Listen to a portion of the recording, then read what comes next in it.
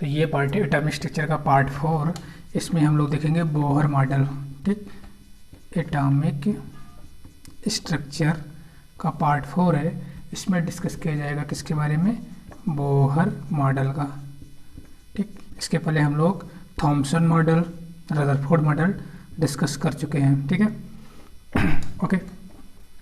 तो Bohr model और Rutherford model लगभग मिलता जुलता था, थोड़ा सा डिफरेंस है, बट पहले बोहर मॉडल की बेसिक बात कर लेते हैं। बोहर मॉडल किस पर बेस्ड है, तो बोहर मॉडल है जो वो बेस्ड है quantum theory of radiation and classical law of physics पे। तो बोहर मॉडल बेस्ड है किस पर, बेस्ड ऑन दो चीज़ों पर बेस्ड है, क्वांटम थ्योरी ऑफ रेडिएशन पे, क्वांटम थ्योरी ऑफ रेडिएशन पर ये बेस्ड है, and classical law of physics पर, क्लासिकल लॉ ऑफ फिजिक्स। इन दो चीज़ों पर बोहर मॉडल बेस्ड है। किस पे, quantum theory of radiation and classical law of physics. Okay, ठीक चीज़ तो ये हो गई किस पर बेस्ड है। सेकंड, बोहर मॉडल जो एप्लीकेबल होता है, बोहर मॉडल सिर्फ सिंगल इलेक्ट्रॉन लाइक स्पीशीज पर एप्लीकेबल है। मतलब ऐसी स्पीशीज, ऐसा एटम या ऐसा आयन जिसके पास एक ही इलेक्ट्रॉन रहेगा, उस एटम पे या उस स्पीशीज पे या उस आयन पे ये बोहर मॉडल एप्लीकेबल होगा। मीन्स हम लिखेंगे Bohr model applicable only single electron like species. Bohr model applicable only single electron like species. जैसे एग्जाम्पल के लिए, एग्जाम्पल जैसे हो गया हाइड्रोजन पे एक इलेक्ट्रॉन, परमाणु क्रमांक एक है तो इलेक्ट्रॉन भी एक ही है। ठीक है, helium positive, lithium 2 positive. Okay, lithium के बाद क्या आता है, बेरिलियम 3 पॉजिटिव, एक्सेट्रा। ऐसे आप कोई भी एटम लेके उसमें कितना लेकिन होना चाहिए, कंडीशन है कि सिर्फ एक इलेक्ट्रॉन होना चाहिए, तभी क्वांटम मॉडल जो है एप्लीकेबल होगा। ओके, तो ये दो चीज़ इसको जरा हम लोग मिटाते हैं। पहले तो ये ध्यान देना है कि बोहर मॉडल किस पर बेस्ड है। तो बोहर मॉडल बेस्ड है quantum theory of radiation and classical law of physics पर बेस्ड है। एंड बोहर मॉडल एप्लीकेबल किस पे होता है, तो बोहर मॉडल एप्लीकेबल होता है सिंगल इलेक्ट्रॉन, ऐसे एटम, ऐसा आयन जिसके पास सिंगल इलेक्ट्रॉन होगा उस पर बोहर मॉडल एप्लीकेबल होगा, नहीं तो बोहर मॉडल एप्लीकेबल नहीं होगा। अब बोहर मॉडल के कुछ पास्चुलेट हैं उसकी बात करते हैं। तो पास्चुलेट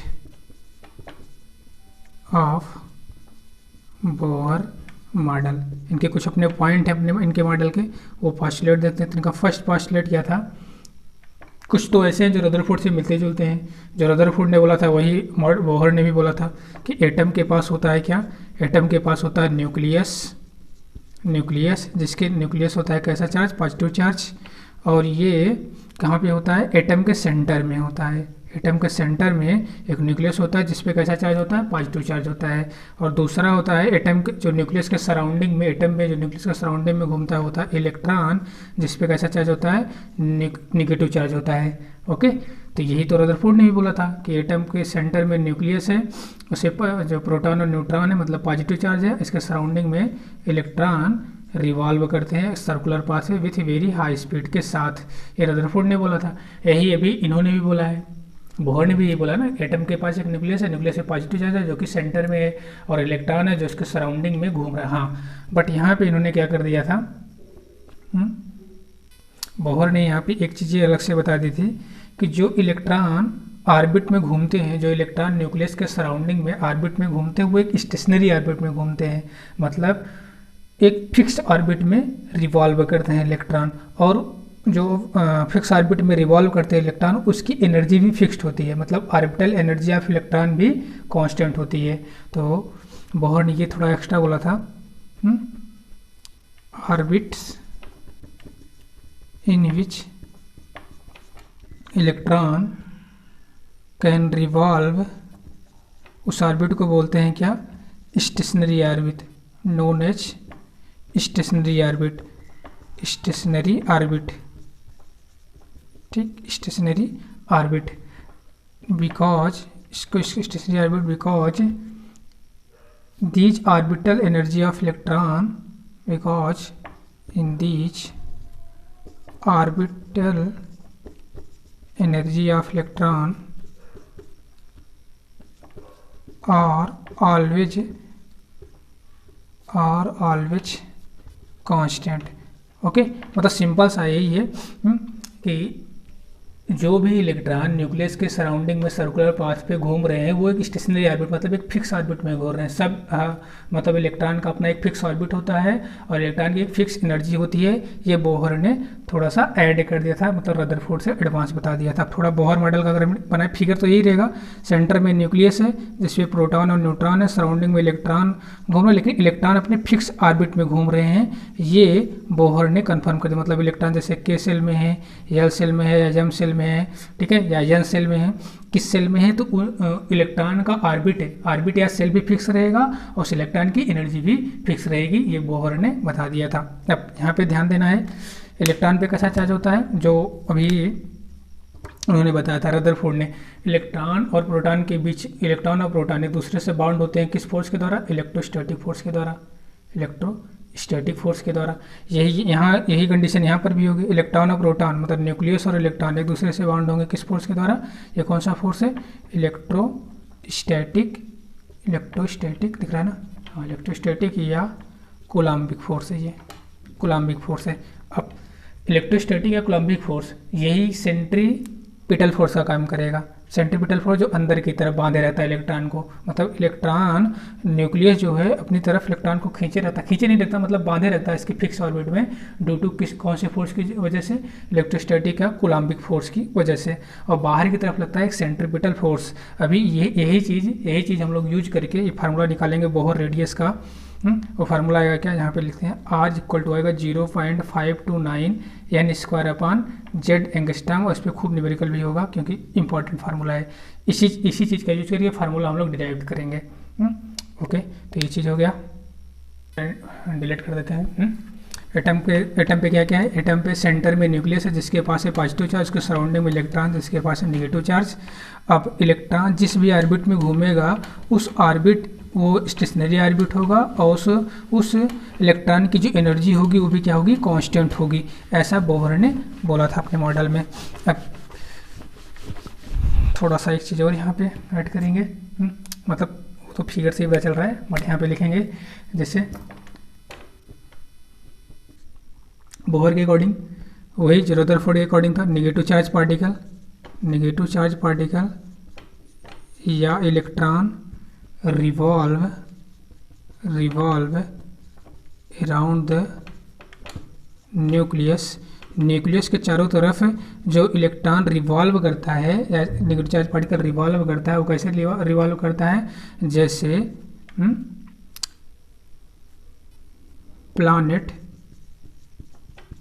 रिवॉल्व अराउंड द सन। जैसे सूर्य जो है, सूर्य के चारों तरफ जैसे ग्रह चक्कर लगाते हैं वैसे, ठीक, न्यूक्लियस के चारों तरफ इलेक्ट्रॉन जो है अपने फिक्स्ड ऑर्बिट में घूमते हैं और वही फिक्स एनर्जी के साथ K-L-M-N सेल में इलेक्ट्रॉन अपने घूमते रहते हैं।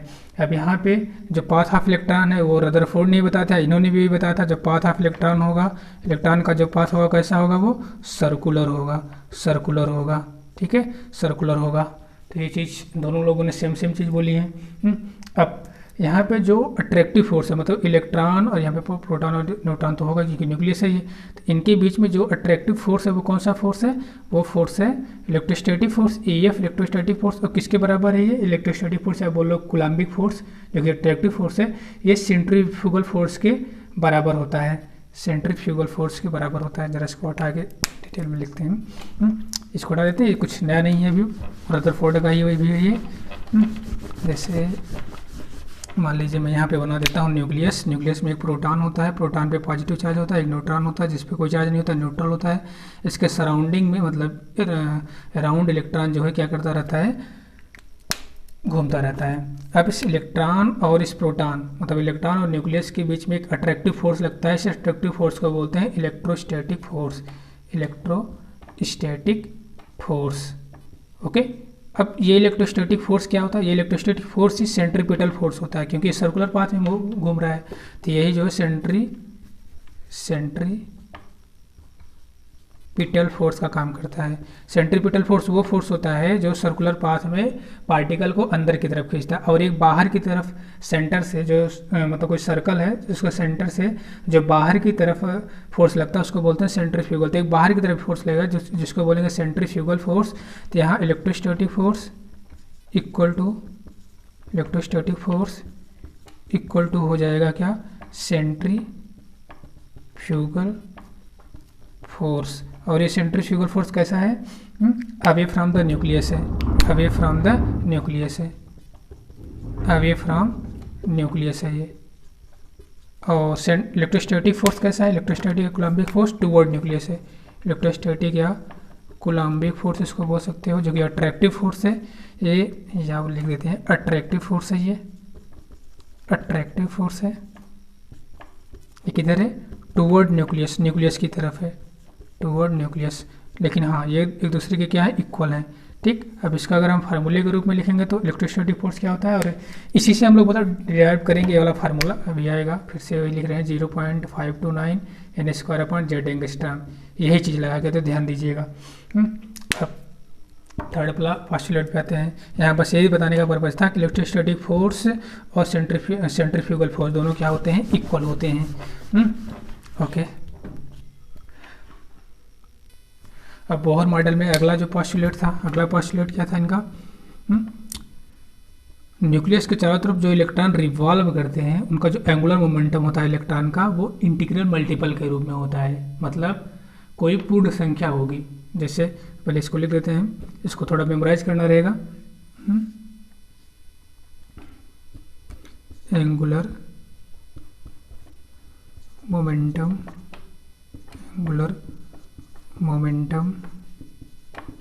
Of electron. Angular momentum electron का कैसा होता है, कैसे रूप में होता है, इंटीग्रल मल्टीपल के रूप में होता है। इंटीग्रल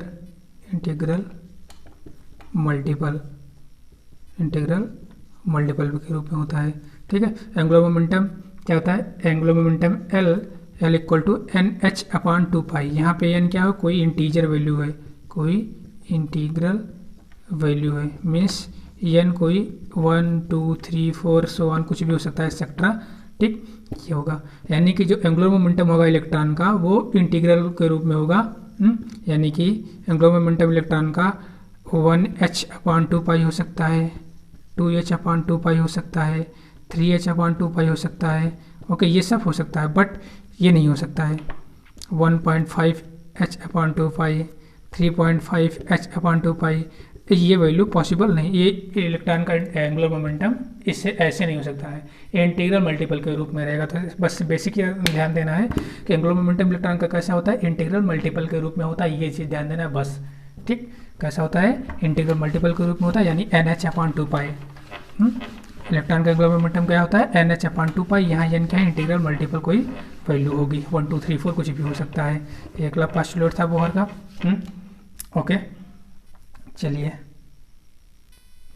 अब यहाँ पे जो है न्यूक्लियस है, न्यूक्लियस के सराउंडिंग में क्या है, इलेक्ट्रॉन रिवॉल्व करेगा अपने फिक्स ऑर्बिट। मान लो पहला ऑर्बिट है K, अगला ऑर्बिट है L, SL बोलो, M,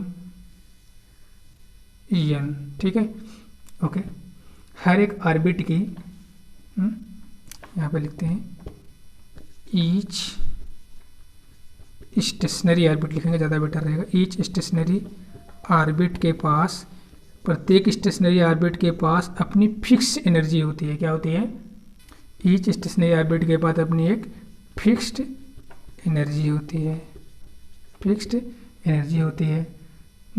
तो इस एनर्जी लेवल को नंबरिंग किया जाता है। तो एनर्जी लेवल होता है इसका, हर एक स्टेशनरी ऑर्बिट का एनर्जी लेवल होता है, एनर्जी लेवल होता है जिसको नंबर दिया जाता है, जैसे 1 2 3 4 या KLMN। ठीक है, KLMNO फ्रॉम द न्यूक्लियस से आउटवर्ड। जैसे न्यूक्लियस होगा, न्यूक्लियस से आउटवर्ड जाओगे तो पहला जो सेल है या पहला जो ऑर्बिट है K, देन सेकंड वाला L, उसके बाद M, देन EN। और हर एक स्टेशनरी ऑर्बिट की अपनी एक फिक्स एनर्जी होती है। अब इलेक्ट्रॉन क्या करेगा, इलेक्ट्रॉन जंप कर सकता है एक स्टेशनरी ऑर्बिट से दूसरे स्टेशनरी ऑर्बिट में।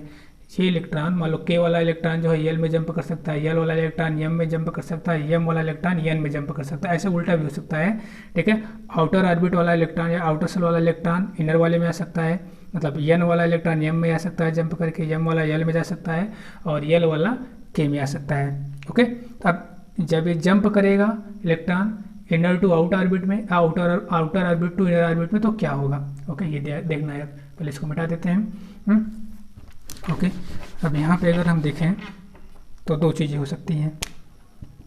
ठीक है, या तो क्या होगा, इमिशन होगा एनर्जी का, या तो एब्जॉर्प्शन होगा एनर्जी का। यहाँ पे पहले लिख देते हैं, या तो एनर्जी का क्या होगा, इमिशन या एब्जॉर्प्शन, इमिशन और एब्जॉर्प्शन,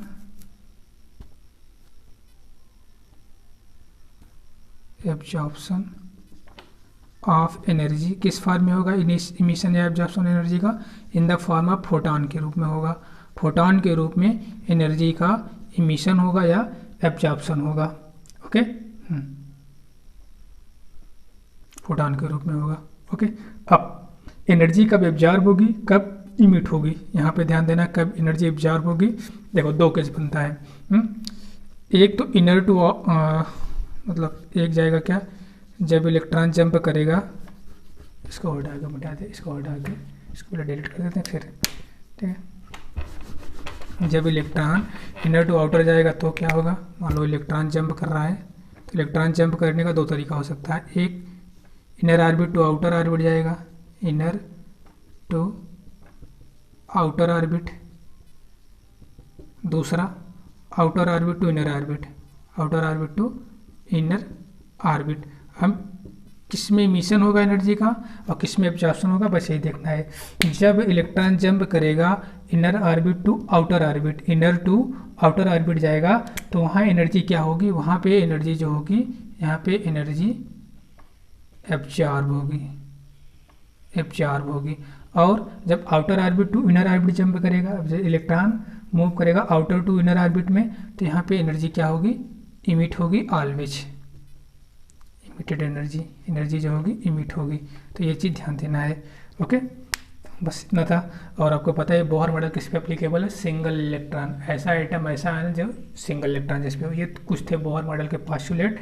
बट अब वेरी इंपॉर्टेंट टॉपिक चलेगा, ध्यान इसमें बस इतना देना। बोहर मॉडल के बाद समाप्त कर देते हैं। सब कुछ रदरफोर्ड का ही था, वही था। इलेक्ट्रॉन सेंटर, एटम के सेंटर में न्यूक्लियस है जिसके पास पॉजिटिव चार्ज है, वेरी स्मॉल साइज होता है, उसके सराउंडिंग में क्या होता है, इलेक्ट्रॉन रिवॉल्व कर रहा है। ये रदरफोर्ड ने भी बोला था, यही बोहर ने भी बोला था। बोहर ने अलग क्या बोल दिया रदरफोर्ड से, कि जो इलेक्ट्रॉन रिवॉल्व कर रहा है न्यूक्लियस के चारों तरफ, वो एक फिक्स्ड ऑर्बिट में है और फिक्स एनर्जी के साथ रिवॉल्व कर रहा है। बस ये थोड़ा अलग कर दिया था बोहर ने। उसके बाद एंगुलर मोमेंटम ऑफ इलेक्ट्रॉन उन्होंने बता दिया था, जो इलेक्ट्रॉन का एंगुलर मोमेंटम होगा, जो अपने ऑर्बिट में वो घूम रहा है सर्कुलर पाथ में, फिक्स एनर्जी और फिक्स ऑर्बिट में, उसका एंगुलर मोमेंटम इंटीग्रल मल्टीपल के रूप में होगा, मतलब NH/2π के रूप में होगा। बस ये दो चीज़ें ध्यान देनी है बोहर मॉडल में। बाकी ये inner to outer, outer to inner अभी पढ़ेंगे, क्वेश्चन करेंगे तो उसमें फिर से ये रिपीट होगा। ओके, KLM सेल ये सब आता रहेगा अभी। तो ठीक है, तो ध्यान देना इसको। अब इसको मिटाते हैं। अब आते हैं इस पर, मेन जो है जिस पर न्यूमेरिकल आते हैं उस पर, यानी कि बोहर रेडियस पर। ओके, उसके पहले एक बेसिक क्वेश्चन इसको कर लीजिए। क्वेश्चन है, Bohr theory is not applicable to, Bohr theory is not applicable to, Bohr theory किस पे एप्लीकेबल नहीं है, ऑप्शन दे रखा है। हीलियम बी ऑप्शन है, लिथियम 2 पॉजिटिव सी ऑप्शन है, हीलियम पॉजिटिव डी ऑप्शन है, हाइड्रोजन एटम। तो किस पे जो है, किस इन चारों में से किस पे बोहर थ्योरी एप्लीकेबल नहीं है, तो हम लोग अभी जस्ट रीड करके आए हैं। बोहर थ्योरी किस पे एप्लीकेबल होती है, बोहर थ्योरी सिर्फ सिंगल इलेक्ट्रॉन लाइक एटम पे एप्लीकेबल होती है। मीन्स अगर सीधे सीधे बोले हाइड्रोजन लाइक एटम पे एप्लीकेबल होती है, तो हाइड्रोजन एटम एक इलेक्ट्रॉन है, इस पे तो बोहर थ्योरी एप्लीकेबल होगी। हीलियम पॉजिटिव, हीलियम का परमाणु क्रमांक 1 होता है, लेकिन एक पॉजिटिव लगा हुआ है, तो इसमें कितने इलेक्ट्रॉन होंगे, 1 इलेक्ट्रॉन होंगे, तो इस पर भी एप्लीकेबल होगी। लिथियम पॉजिटिव, परमाणु क्रमांक 3 होता है, 2 पॉजिटिव लगे हुए हैं, तो 2 माइनस हो जाएगा, यानी इस पर भी एप्लीकेबल हो गया। हीलियम पे नहीं होगी, क्योंकि इसके पास 2 इलेक्ट्रॉन है, 2 इलेक्ट्रॉन पे एप्लीकेबल नहीं होगा, यानी ये गलत है। तो इस प्रकार से नॉट एप्लीकेबल किस पे होगा, इस पे, यानी ए ऑप्शन करेक्ट हो जाएगा। ठीक है, हीलियम पे एप्लीकेबल नहीं क्योंकि इसके पास 2 इलेक्ट्रॉन है। तो ये बेसिक सा क्वेश्चन था। चलिए अब आते हैं हम लोग एप्लीकेशन ऑफ बोहर मॉडल पे।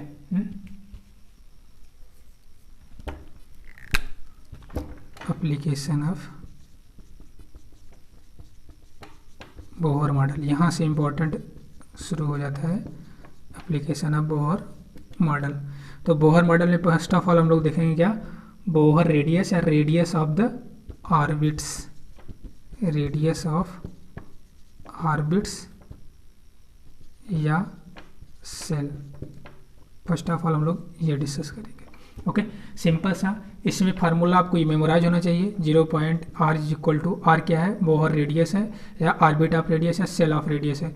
0.529 n square upon Z angstrom. Angstrom इसलिए क्योंकि जो रेडियस होती है ऑर्बिट की बहुत स्मॉल होती है, तो इसलिए एंगस्ट्राम में, या इसको कहीं कहीं ऐसे भी लिखा रहता है किसी किसी बुक में। आप इसको राउंड अप करती है तो 0.53, 529 को 5 तो लिख सकते हो ना, n square upon Z angstrom. तो ये हो गया।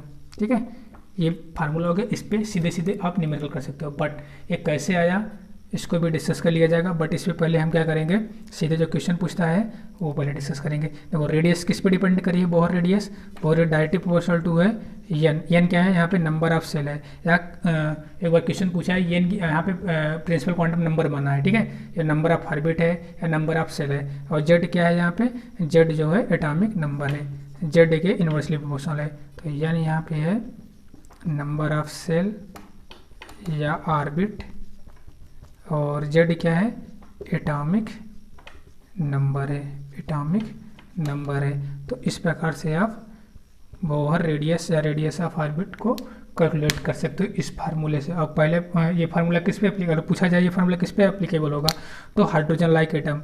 दिस फार्मूला मतलब Bohr radius formula applicable, this formula applicable only hydrogen like atom, मतलब ऐसा एटम जिसके पास सिंगल इलेक्ट्रॉन होगा, उसी पे पूरा का पूरा बोहर मॉडल उसी पे एप्लीकेबल है।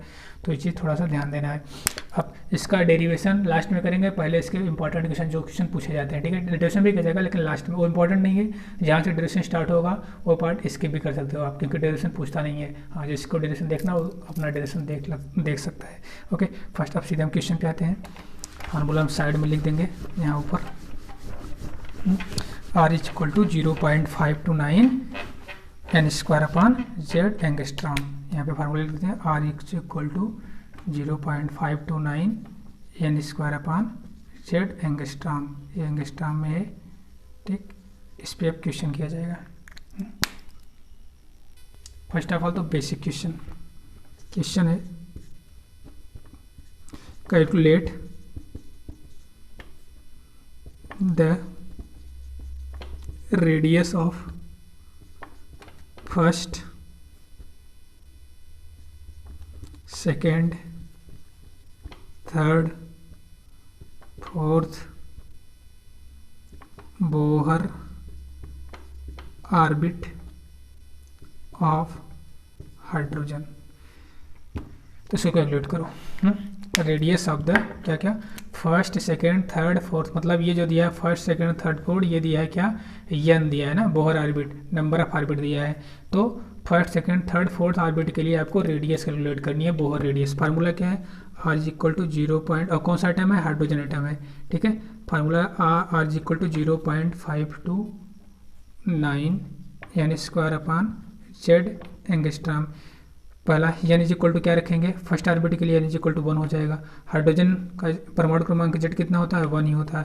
तो आप n और जेड रखो, बस R इज इक्वल टू क्या आ जाएगा 0.529, n की वैल्यू 1 स्क्वायर 1 ही है फर्स्ट ऑर्बिट के लिए, और जेड की वैल्यू 1 है। तो आ जाएगा कितना 0.529 एंगस्ट्राम। ये फर्स्ट ऑर्बिट की रेडियस हो गई। ऐसे second orbit, second Bohr orbit की रेडियस, मतलब ये R1 आ गया। R2 को क्या करोगे, वही 0.529 n स्क्वायर तो बदल जाएगा यहाँ पे, यहाँ n की वैल्यू क्या हो जाएगी 2 हो जाएगी। तो यहाँ पे 2 स्क्वायर हो जाएगा, क्योंकि सेकंड ऑर्बिट के लिए निकाल रहे हैं, सेकंड बोहर ऑर्बिट के लिए बोहर रेडियस निकाल रहे हैं। तो n 2 स्क्वायर, जेड तो वही है, हाइड्रोजन ही है, तो 1 हो जाएगा। इसको सॉल्व करेंगे तो 0.529 2 दूना 4, 2 दूना 4 हो जाएगा, इसको कैलकुलेट 4 9 36, 4 दूनी 8, 4 9 36 हाथ लगा 3 ना, 4 दूनी 8 3 11, हाथ लगाए 4 25 20 21, तो 2.116 आ जाएगा। ठीक है, 2.116 एंगस्ट्राम आ जाएगा सेकेंड बोहर ऑर्बिट की रेडियस। अब ऐसे आप यहाँ पे कुछ नहीं करेंगे, थर्ड के लिए क्या करेंगे, बस आप यहाँ पे एन की वैल्यू चेंज करेंगे। जेड तो हाइड्रोजन है, हाइड्रोजन एटम वही है, तो एन की वैल्यू 3 करेंगे तो R3 आ जाएगा। R3 के लिए क्या हो जाएगा 0.529, एन की वैल्यू बस 3 रखोगे आप, 3 स्क्वायर, और जेड तो वही है 1, तो क्या हो जाएगा 0.529 इंटू 9। इसको आप करो 9 9 9 81 1, 9 2 18 18 8 26, हाथ लगा 2, 9 25 45 2 47, तो 4.7 इतना आ जाएगा 4.761 एंगस्ट्राम। वैसे आप R4 के लिए भी कर लोगे। R4 के लिए कुछ नहीं करना, यहाँ पे जहाँ 3 है यहाँ पे आपको 4 कर देना है, ये R4 आ जाएगा। ठीक है, आप इसको ऐसे R5 होता तो बस आप n की वैल्यू कितना रखते, n की वैल्यू 5 रखते, यहाँ 4 की जगह में 5, मतलब कुछ भी होता, आप किसी भी बोहर ऑर्बिट के लिए आप बोहर रेडियस कैलकुलेट कर सकते हो। आई होप कि ये क्लियर हो गया होगा फार्मूला कैसे अप्लाई करना है। अब और क्या पूछ सकता है, रेडियस रेशियो पूछ सकता है। मान लीजिए कि आपको रेशियो निकालने को आ जाए, सेकेंड टाइप का क्वेश्चन ये हो सकता है, calculate the radius ratio of second and third orbit of helium positive atom. Okay, तो यहाँ पे आपको रेशियो कैलकुलेट करना है थर्ड ऑर्बिट, सेकंड और थर्ड ऑर्बिट के लिए। ओके, तो इसको कैसे कैलकुलेट करोगे, देखो एक तो डायरेक्ट तरीका होता है।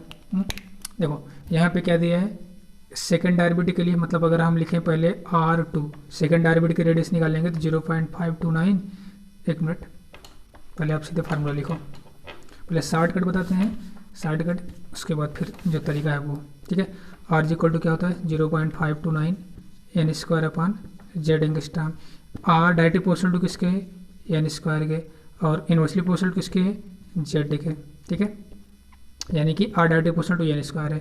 तो अगर हम R2 देखें तो R2 directly proportional to n square, तो R2 हो जाएगा क्या, n इक्वल टू R2 के लिए n क्या है, ये n क्या है, सही 2 है ना, तो 2 का स्क्वायर हो जाएगा।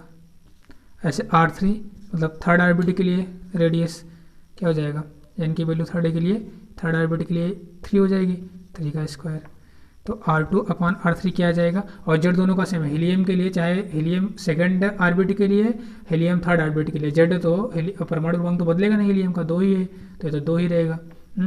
तो कितना आंसर आ जाएगा, 2 दूना 4 3 3 का 9, तो आंसर आ जाएगा आपका 4/9। ये सिंपल सा आंसर हो जाएगा। बट अगर आपको पूरा फार्मूला लगा करना तो ऐसे भी कर सकते हो। कैसे है, कुछ नहीं किया है आपने, R directly proportional to n square, R directly proportional to n square, n की वैल्यू 2 रखना है, R2 बटा R3 इक्वल टू क्या करना है, एक बार n की वैल्यू 2 दिया है, फिर n की वैल्यू 3 दिया है, तो 2 स्क्वायर अपॉन 3 स्क्वायर आ गया। अब अच्छा पूरा आपको प्रोसेस से करना है, तो आप एक बार क्या करो, R2 लिखो यहाँ पे पूरा, ठीक, 0.529 n स्क्वायर यानी कि 2 स्क्वायर अपॉन जेड हीलियम के लिए कितना होता है, जेड हीलियम का परमाणु क्रमांक कितना होता है, 2 ही होता है, तो यहाँ पे 2 हो जाएगा। फिर R3 लिखो, R3 यानी कि थर्ड ऑर्बिट के लिए रेडियस 0.529 n स्क्वायर, n की वैल्यू थर्ड के लिए 3 दिया है, थर्ड ऑर्बिट है, 3 स्क्वायर अपॉन जेड हीलियम के लिए 2 ही होगा। इन दोनों को आप रेशियो कर दो, 0.529 से जितने ये कट गया, 2 से 2 कट गया, बचा गया 2 स्क्वायर अपॉन 3 स्क्वायर यानी 4/9 आ जाएगा। ओके, वही चीज़ है बट डायरेक्ट करो ज़्यादा बेटर पड़ेगा। ओके, तो ये चीज़ हो गया। सेकंड टाइप का रेशियो पूछ सकता है। ओके, तो रेशियो भी आप लोग कैलकुलेट कर लोगे। अब क्या है, तीसरे टाइप का जो सवाल बनेगा, 2 डिफरेंट एटम के लिए देगा और फिर कहेगा कि आप इसका रेशियो निकालिए। जैसे थर्ड क्वेश्चन आ सकता है, calculate ratio of second orbit of hydrogen and third orbit of lithium 2 positive. तो इसमें क्या करना, R एक बार हाइड्रोजन के लिए निकालो, आर हाइड्रोजन और किस आरबीटी के लिए निकालना है, सेकंड आरबीटी के लिए। क्या हो जाएगा 0.529 सेकंड, यानी कि एन की वैल्यू 2 रखना है तो 2 स्क्वायर हो जाएगा। फार्मूले में एन की वैल्यू 2 रखना है। जेड कितना हाइड्रोजन के लिए, परमाणु क्रमांक हाइड्रोजन का 1 होता है, ये हो गया।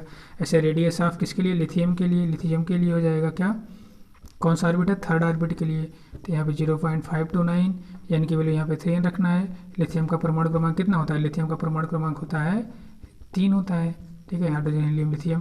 तो यहाँ पे आपको क्या करना है, 3 का स्क्वायर कर देना है, दोनों का रेशियो ले लेना है। 529 से 529 कट जाएगा, 2 दूना 4 बटा 1, 3 त्रिका 9, ये स्क्वायर नहीं होगा सॉरी, 3 त्रिका 9 बटा 3, बस इसको कैलकुलेट कर लेना है, 3 त्रिका 9 हो जाएगा। यानी कि कितना आंसर आ जाएगा, 4/3 आ जाएगा आंसर, ठीक है। बस ये आएगा बोहर रेडियस पे आपका। एक बार आप तीनों का मिक्स करके एक बार पूछा था, बट जब बोहर वेलोसिटी भी पढ़ लेंगे तब मिक्सर वाली सॉल्व करेंगे, अभी मिक्स नहीं करेंगे, अभी सिर्फ बोहर रेडियस हम कैलकुलेट कर रहे हैं, ठीक है। अच्छे सवाल, अब थोड़ा सा बेटर, थोड़ा बेटर टर्म का यूज रहेगा, जैसे ग्राउंड स्टेट। ग्राउंड स्टेट अगर बोलेगा तो आपको एन की वैल्यू कितनी रखनी है, 1 रखनी है। अगर एक्साइटेड स्टेट बोलेगा, एक्साइटेड स्टेट, एक्साइटेड स्टेट, तो एन की वैल्यू एक बढ़ा के लिखनी है। कौन सी एक्साइटेड बोल रहा है, फर्स्ट एक्साइटेड स्टेट बोल रहा है कि सेकंड एक्साइटेड स्टेट बोल रहा है कि थर्ड एक्साइटेड स्टेट बोल रहा है। तो जैसा बोलेगा एन की वैल्यू एक बढ़ा के, जैसे फर्स्ट एक्साइटेड स्टेट बोलेगा तो एन की वैल्यू आपको 2 रखनी है। सेकंड एक्साइटेड स्टेट बोल रहा है तो एन की वैल्यू आपको 3 रखनी है। थर्ड एक्साइटेड स्टेट बोलेगा तो एन की वैल्यू 4 रखनी है। मतलब जितना एक्साइटेड स्टेट बोले एन की वैल्यू एक बढ़ा के लिखनी रहेगी, और ग्राउंड स्टेट में एन की वैल्यू और रखनी रहेगी। तो ये थोड़ा बेसिक आइडिया रहना चाहिए। फिर इक्वेशन इस ऐसे लैंग्वेज में, मतलब क्वेश्चन में ऐसा भी लैंग्वेज यूज करेगा, जैसे क्वेश्चन है, ठीक है, calculate Bohr radius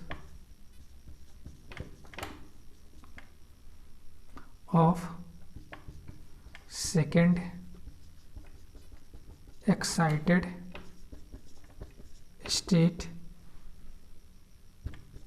of hydrogen. तो इसको कैसे करेंगे, फार्मूला वही रहेगा 0.529 n square upon Z angstrom. यहाँ पे ध्यान देना कि जेड तो हाइड्रोजन का 1 हो गया, परमाणु क्रमांक हाइड्रोजन का 1 हो गया, लेकिन एन की वैल्यू कितना पुट अप करेंगे, तो सेकंड एक्साइटेड स्टेट बोल रहा है ना, तो सेकंड एक्साइटेड स्टेट के लिए एन की वैल्यू क्या हो जाएगी, 3 हो जाएगी। एक बढ़ा के लिखना है, सेकंड एक्साइटेड स्टेट हो तो एन की वैल्यू 3 हो जाएगी। अब यहाँ पे पुट अप करते हैं, 0.529 एन की वैल्यू 3 स्क्वायर हो जाएगा, जेड की वैल्यू 1 हो जाएगी, 0.529 इंटू 9, इसको आप सॉल्व कर लीजिए, जितना आंसर आ जाएगा, ठीक है। तो ये चीज़ हो जाएगा आपका एंगस्ट्रॉम में आ जाएगा। सॉल्व कर लेते हैं, 9 9 81, हाथ लगा 1, 9 दूनी 18, 18 8 26, ठीक, हाथ लगा 2, 9 5 45 2 47, 4.76 एंगस्ट्रॉम। थोड़ा कैलकुलेशन चेक कर लीजिएगा, ओके, बाकी सही है। तो अगर एक्साइटेड स्टेट टर्म यूज करा है क्वेश्चन में, तो ये ध्यान देना है कि कौन सा ग्राउंड स्टेट भी बोल सकता। अगर यहाँ पे ग्राउंड होता तो जैसे मान लीजिए यहाँ सेकंड एक्साइटेड स्टेट ना होके यहाँ पे पूछता ग्राउंड स्टेट के लिए बताइए, तो अगर ग्राउंड स्टेट बोलता तो ग्राउंड स्टेट में एन की वैल्यू कितना रखते हैं हम लोग, फिर ग्राउंड स्टेट के लिए एन की वैल्यू 1 रखते, ठीक।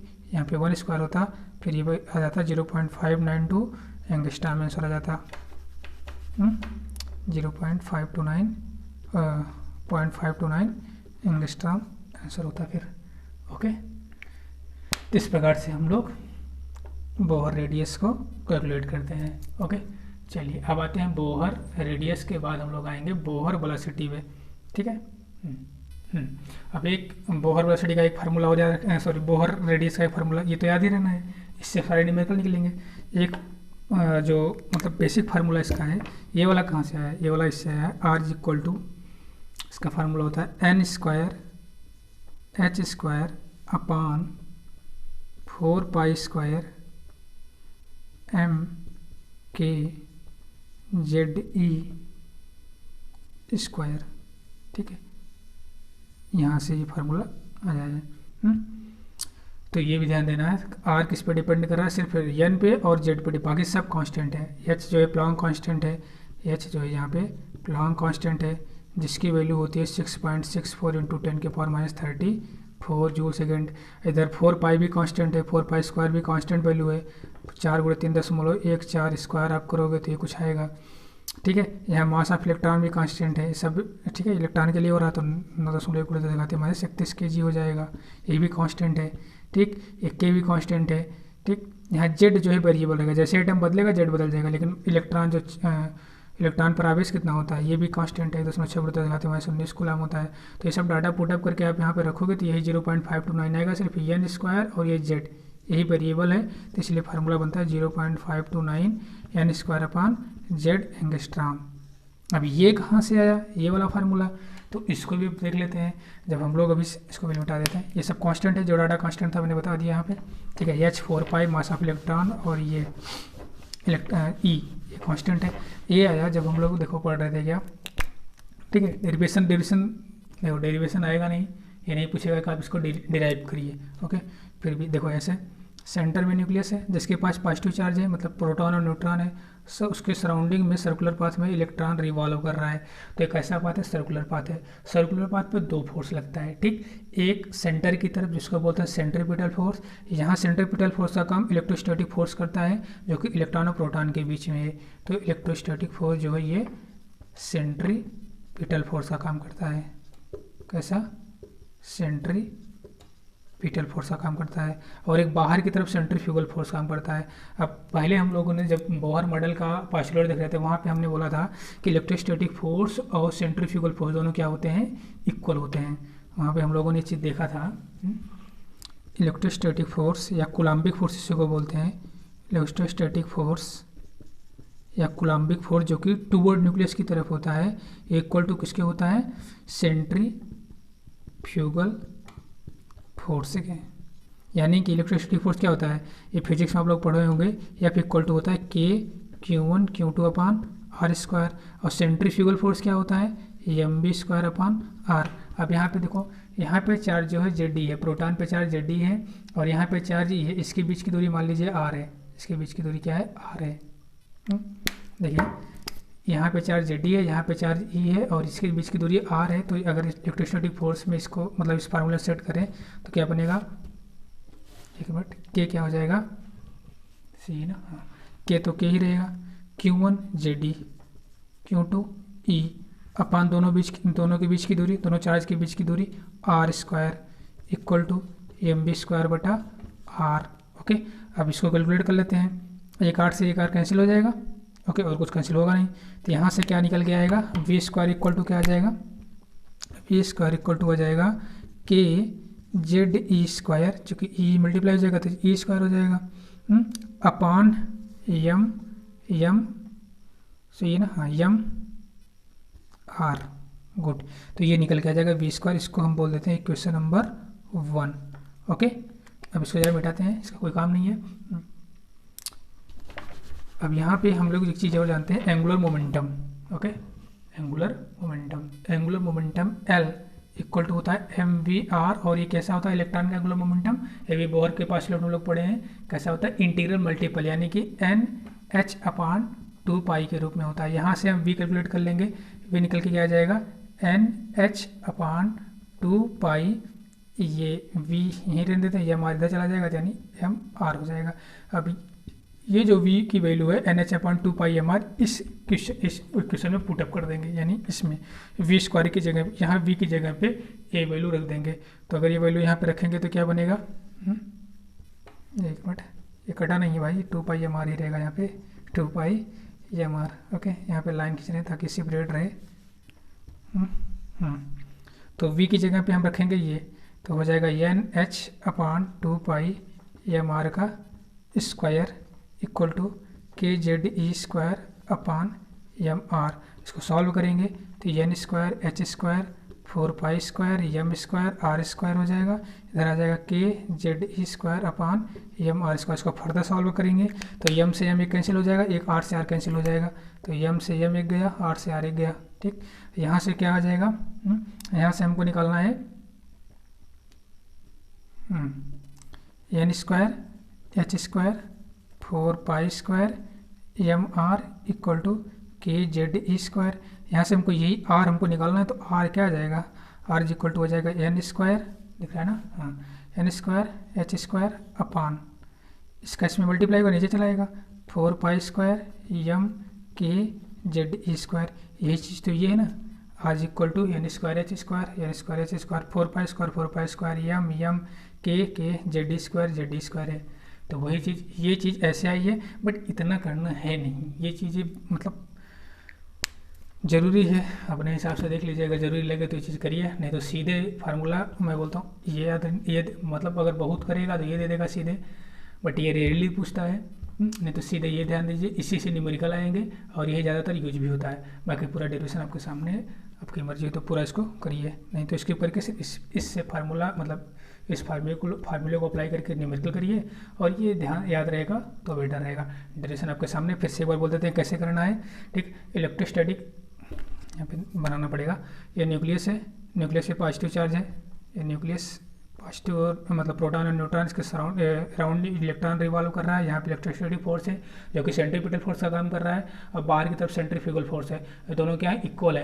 इलेक्ट्रोस्टैटिक फोर्स क्या होता है, फिजिक्स में पढ़ोगे, इलेक्ट्रोस्टैटिक फोर्स F बराबर K Q1 Q2 अपन R स्क्वायर होता है, और जबकि सेंट्रीफ्यूगल फोर्स mv स्क्वायर बटा R होता है। अब यहाँ पे जो चार्ज है ये जेडी है, प्रोटॉन का चार्ज, इलेक्ट्रॉन का चार्ज ये, दोनों के बीच की दूरी R है, तो फोर्स क्या हो जाएगा, K जेडी ई अपन R स्क्वायर, यहाँ mv स्क्वायर बटा R हो जाएगा, R से R कैंसिल हो जाएगा, v स्क्वायर बराबर आ जाएगा K जेडी स्क्वायर बटा m R आ जाएगा। इस इक्वेशन 1 बना लो आप। फिर एक लाइन हम लोग बोहर पोस्टुलेट में पढ़े थे, जो इलेक्ट्रॉन का एंगुलर मोमेंटम होता है इंटीग्रल मल्टीपल होता है। एंगुलर मोमेंटम का फार्मूला होता है mvr, L is equal to mvr, और एंगुलर मोमेंटम होता ही है इसका, इलेक्ट्रॉन का एंगुलर मोमेंटम इंटीग्रल मल्टीपल होता है, यानी nh/2 यहाँ से हम v कैलकुलेट कर लेंगे, v is equal to nh/2 mr आ जाएगा। अब इस v की वैल्यू इस इक्वेशन में पुटअप कर देंगे। ठीक, यहाँ से जब पुटअप करेंगे तो कुछ ऐसा फार्मूला मतलब ऐसी सीन बनेगी, फिर इसको सॉल्व करेंगे तो r इक्वल टू वही आ जाएगा, n square H square 4 square m k Z ई स्क्वायर आ जाएगा। अब इसमें क्या है, इसको मिटा देते हैं। देखिए करना तो अब मैंने बोल दिया था पूरा करना था, तो ये पूरा कर दिया, बट मैंने बोला भी ये इंपॉर्टेंट नहीं है कंपटीशन के पॉइंट ऑफ व्यू से, तो ओके ठीक है। अब यहाँ पे देखो कांस्टेंट क्या क्या कांस्टेंट है, एच प्लैंक कांस्टेंट है, 4 स्क्वायर कांस्टेंट है, मास ऑफ इलेक्ट्रॉन कांस्टेंट है, के कांस्टेंट है, उधर इलेक्ट्रॉन का मतलब चार्ज कांस्टेंट है। सिर्फ एन और जेड वेरिएबल होती है, इसलिए हम लोग लिखते हैं यहाँ पे एन स्क्वायर अपॉन जेड, और इसको सब डाटा पुटअप करके लिखेंगे तो 0.529 आ जाएगा। तो ये फार्मूला आ गया आपका, जिस पे हम लोग सवाल भी देख लिए हैं। फार्मूला मतलब डेराइव लास्ट इसलिए किए ताकि जो मोस्ट इंपॉर्टेंट था वो चीज़ पहले हो जाए। ओके, तो इतना चीज़ इसमें करते हैं। अच्छा, अभी ये 42 मिनट हो गया, इससे ज़्यादा करेंगे तो गड़बड़ हो जाएगा, मतलब साइज का बना। ओके, नेक्स्ट पार्ट में बोहर वेलोसिटी करेंगे। बोहर वेलोसिटी, अभी बोहर वेलोसिटी के बाद मतलब बोहर रेडियस हुआ है, बोहर वेलोसिटी, बोहर वेलोसिटी के बाद बोहर एनर्जी भी करनी है। Bohr energy, kinetic energy, potential energy, total energy, 3 energy देखनी है। ओके, तो इसमें इतना ही करते हैं। Okay, thank you.